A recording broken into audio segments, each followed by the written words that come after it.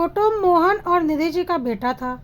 उनकी एक बेटी भी थी, सौम्या, जिसकी 3 साल पहले शादी हो चुकी थी और अब कुटुंब की शादी होनी थी। मोहन जी रेलवे में बड़े अधिकारी थे और अभी तुरंत ही रिटायर हुए थे। अच्छी खासी धन संपत्ति थी उनके पास, खुद की भी और पुश्तैनी भी। काफ़ी बड़ा घर बना रखा था उन्होंने और घर में सारी सुख सुविधाएं थी। बेटी की शादी भी अपने ही बराबरी के घर में की थी और अब कुटुंब के विवाह की बारी थी। बहुत सोच विचार कर, देखभाल कर निक्की को उन्होंने कुटुंब के लिए पसंद किया था और निक्की कुटुंब की पत्नी बनकर मोहन जी के घर में प्रवेश कर चुकी थी। लेकिन मोहन जी और निधि जी को क्या पता था कि निक्की के रूप में एक तूफान उनके घर में प्रवेश कर रहा है। निक्की बहुत ही स्वार्थी लड़की थी और उसने सिर्फ और सिर्फ कुटुंब की दौलत देखकर उससे शादी की थी। उसे लगा था इतनी संपत्ति है मोहन जी और निधि जी के पास, एक बेटी है जिसकी शादी हो चुकी है, सारा कुछ कुटुंब का ही तो होगा और उस संपत्ति पर वह ऐश करेगी, बुढ़े बुढ़िया को घर से बाहर निकाल देगी। और आते ही उसने तमाशा करना शुरू भी कर दिया था। छोटी छोटी बातों पर काफ़ी ज़्यादा लड़ाई झगड़ा करती थी। बिना किसी बात के कुटुंब, मोहन जी और निधि जी सबको धमकी देती रहती थी कि वह उन लोगों को जेल भिजवा देगी, उनके ऊपर दहेज और घरेलू उत्पीड़न का केस लगा देगी और पता नहीं क्या क्या करके निक्की ने उन लोगों का जीना मुश्किल कर दिया था। कुटुंब का परिवार बहुत ही सीधा साधा था और इन सारे पचड़ों में पड़ना नहीं चाहता था, इसलिए मोहन जी और निधि जी शांत ही रहते थे। निक्की को जो करना होता था करती रहती थी। सौम्या ने भी जब घर का माहौल देखा और यह देखा कि कोई भी निक्की के मुंह लगना नहीं चाहता, तो उसने भी मायके आना जाना काफ़ी कम कर दिया था, क्योंकि उसके जाने पर वह और भी ज़्यादा तमाशा करती थी। लेकिन इस तरह से आखिर कितने दिन तक कोई बर्दाश्त करके रह सकता है। निक्की हद से ज़्यादा बदतमीज़ थी और अब कुछ ज़्यादा ही धमकियाँ भी देने लगी थी। अपनी सास निधि जी को तो उसने घर की नौकरानी बना दिया था। अब कुटुंब को लगने लगा था कि पानी सर के ऊपर जा रहा है, कुछ ना कुछ तो करना ही पड़ेगा। निक्की के मायके वालों से बात की गई तो उन्होंने साफ बोल दिया, आप लोग हमारी बेटी को ज़रूर परेशान करते होंगे, वरना वह पागल थोड़ी ना है कि ऐसी बातें करेगी। लेकिन हमें उसकी कोई चिंता नहीं, हमारी बेटी हर तरह से काबिल है और वह आप लोगों को अच्छे से हैंडल कर सकती है। अब कुटुंब को समझ में आ चुका था कि निक्की की इन सारी कारस्तानी के पीछे उसका पूरा परिवार इन्वॉल्व है और समझौता करने की कोई गुंजाइश ही नहीं है। अब कुटुंब ने अपने परिवार की सेफ्टी के लिए कदम उठाना जरूरी समझा, क्योंकि निक्की कभी भी उसके ऊपर कोई भी इल्ज़ाम लगा सकती थी। इसलिए कुटुंब ने एक दिन मौका पाकर पूरे घर में वॉइस इनेबल सीसीटीवी कैमरे लगवा दिए, ताकि सारा कुछ आवाज़ के साथ रिकॉर्ड हो सके और निक्की कभी भी उनके ऊपर कोई गलत इल्ज़ाम ना लगा सके।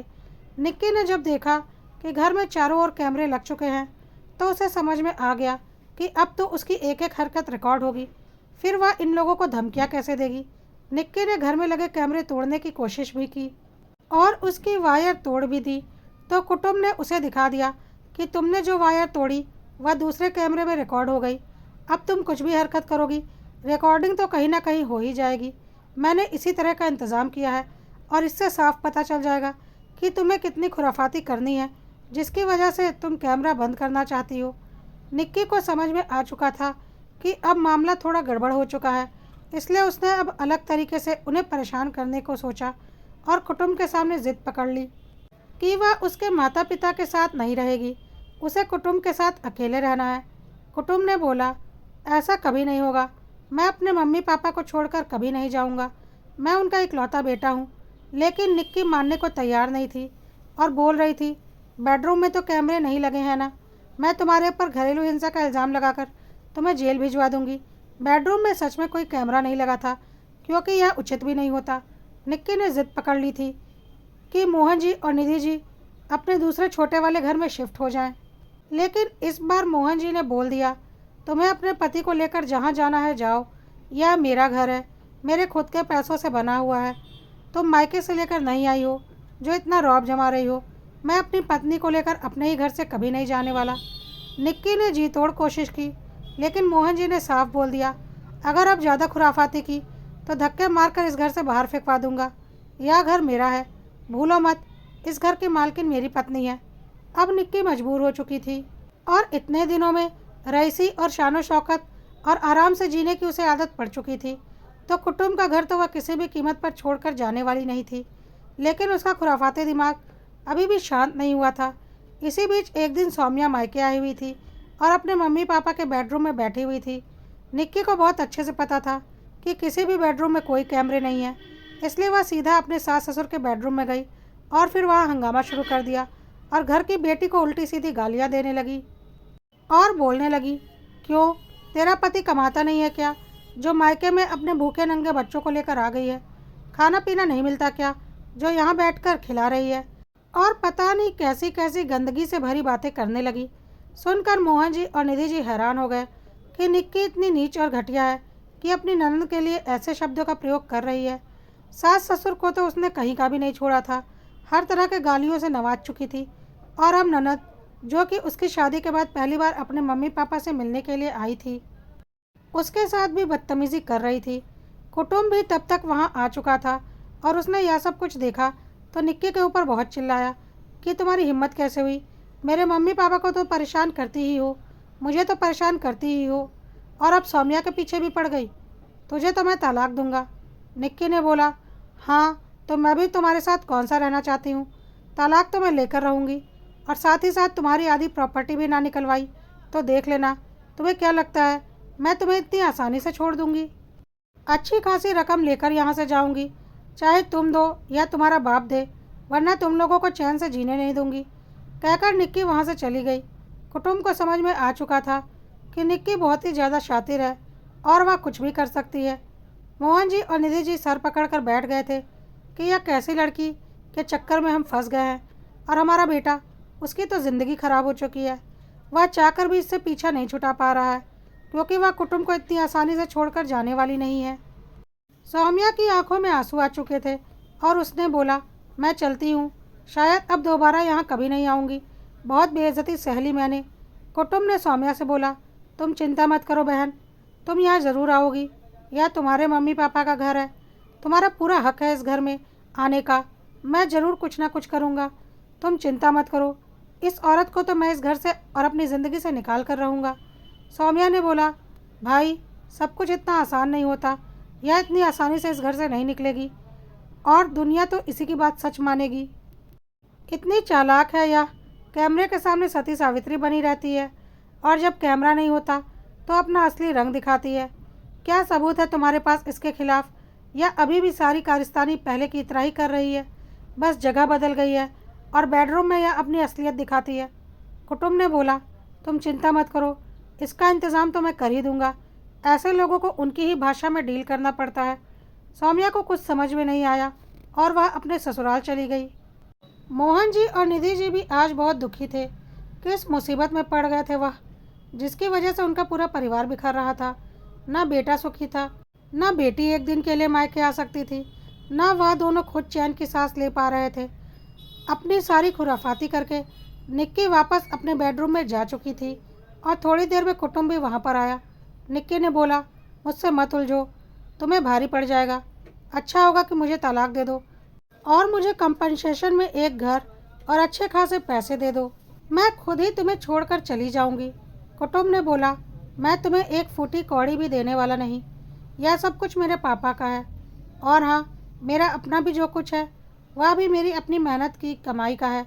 अगर तुम पत्नी बनकर कदम से कदम मिलाकर मेरे साथ चलती तो एक दिन सब कुछ तुम्हारा ही होता और तुम इस घर की मालकिन होती, पर तुम एक नीच और घटिया औरत हो, तुम्हारी मेरी ज़िंदगी में कोई जगह नहीं। निक्की हंसने लगी और बोली, जो करना है कर लो, आज तक ना मेरा कुछ उखाड़ पाए हो और ना कभी उखाड़ पाओगे। कहकर निक्की ने कुछ कागज़ कुटुम्ब की तरफ फेंका। कुटुम्ब ने बोला, यह क्या है? निक्की ने बोला, तलाक के कागज़ हैं, इन पर साइन कर दो और मेरी सारी मांगें पूरी कर दो तो मैं भी इन पर साइन कर दूंगी और आपसी सहमति से हम दोनों अलग हो जाएंगे।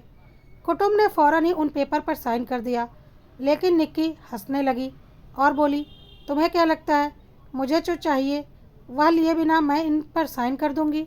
भूल जाओ और जल्दी से जल्दी मेरी सारी मांगें पूरी कर दो, वरना कहीं ऐसा ना हो कि किसी दिन गुस्से में मैं तुम्हारे मम्मी पापा को ऊपर ही पहुंचा दूं। मैं कुछ भी कर सकती हूँ, याद रखना। और निक्की ने साइड टेबल पर सेब के साथ रखे चाकू को उठा लिया और कुटुम्ब को इशारे ही इशारे में धमकी दे दी। कुटुम को समझ में आ चुका था कि निक्की पूरी तरह से पागल और क्रिमिनल है और वह पैसों के लिए कुछ भी कर सकती है। उसके माँ बाप अपने ही घर में सुरक्षित नहीं है, लेकिन निक्की इतनी शातिर है कि आज तक उसके खिलाफ कोई सबूत कुटुम के पास नहीं आया था। जब से उसने कैमरा लगाया था, उसने कैमरे के सामने कोई गलत हरकत ही नहीं की थी। कुटुम ने भी अब एक बड़ा कदम उठाने की सोच ली थी। कुछ दिन के बाद निक्की अपने बेडरूम में आराम कर रही थी और उसने निक्की को बहुत ज़ोर से दबोच लिया। निक्की को कुछ समझ में नहीं आया। निक्की ने बोला, कुटुम, या तुम क्या कर रहे हो? लेकिन लगभग 6 फीट लंबा चौड़ा कुटुम और दुबली पतली निक्की उसका सामना कहाँ कर पाती। कुटुम पूरी तरह से निक्की के ऊपर हावी हो चुका था और उसने ज़बरदस्ती निक्की के हाथ पैर बांध दिए। निक्की ज़ोर ज़ोर से बोलने लगी, यह तुम क्या कर रहे हो कुटुम? कुटुम बोलने लगा, तुमने उस दिन मेरे माँ बाप को मारने की धमकी दी थी ना, आज मैं तुम्हें तुम्हारी औकात दिखाता हूँ। मेरी बहन के साथ हद से ज़्यादा बदतमीज़ी की थी, मेरे माँ बाप के साथ हद से ज़्यादा बदतमीज़ी की, सब कुछ मैंने बर्दाश्त कर लिया, लेकिन तुम इतनी नीच हो गई कि मेरे माँ बाप को मारने तक की सोच ली। तुम्हें क्या लगता है तुम मेरे माँ बाप को मार दोगी और मैं सब कुछ चुपचाप देखता रहूँगा? उसके पहले मैं तुम्हें ठिकाने नहीं लगा दूंगा। यह सुनकर निक्की डर गई, क्योंकि वह पूरी तरह से फंस चुकी थी। उसके हाथ पैर बंधे हुए थे, मुंह पर भी कुटुम ने एक कपड़ा जोर से बांध दिया था। वह कुछ बोल भी नहीं पा रही थी, ना ही चिल्ला पा रही थी। अब कुटुम ने बड़ा सा चाकू निकाल लिया, जो वह अपने ऑफिस बैग में भरकर लेकर आया था, जिसे देखकर निक्की डर गई। कुटुम ने बोला, तुमसे छुटकारा पाने का अब यही एक रास्ता बचा है कि तुम हम लोगों को मारो, उसके पहले मैं तुम्हें मार दूँ। निक्की कुछ बोलने की कोशिश कर रही थी और इशारों इशारों में बता रही थी। कुटुम को सब समझ में आ रहा था कि निक्की पूरी तरह से डर चुकी है। कुटुम ने बोला, तुमने मुझे मजबूर कर दिया यह करने के लिए। मेरे पास अब कोई रास्ता नहीं है तुम्हें ठिकाने लगाने के अलावा। कम से कम तुम्हें मारकर मैं तो जेल चला जाऊंगा, पर मेरे माँ बाप और बहन तो चैन की ज़िंदगी जी पाएंगे। बहुत शौक़ है ना तुम्हें मेरे माँ बाप की बेइज्जती करने का, मेरे माँ बाप का मर्डर करने का, मुझे मेरे माँ बाप के मर्डर की धमकियाँ देने का और मेरी बहन का मायका छीनने का, बात बात पर मेरे पूरे परिवार को जेल भिजवाने का। बहुत दिमाग चलता है ना तुम्हारा। तुम्हारे साथ रहते रहते मैं भी अब तुम्हारी तरह क्रिमिनल हो गया हूँ, या यूँ कहूँ कि तुमने मुझे मजबूर कर दिया ऐसा बनने के लिए।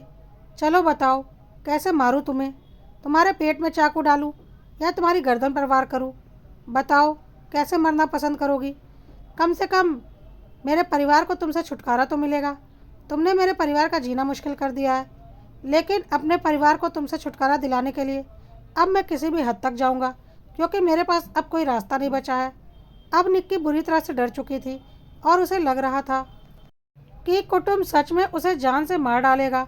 वह चिल्लाना चाहती थी, पर चाह कर भी चिल्ला नहीं पा रही थी। वह इशारों इशारों में कुछ कहना चाह रही थी। कुटुम ने बोला, क्या कहना चाह रही हो? और उसने निक्की का थोड़ा सा मुंह खोल दिया। निक्की काफ़ी डर चुकी थी और बोल रही थी, तलाक के पेपर लाओ, मैं साइन कर देती हूँ, प्लीज़ मुझे छोड़ दो, मैं मरना नहीं चाहती। कुटुम ने बोला, ऐसे कैसे छोड़ दूँ?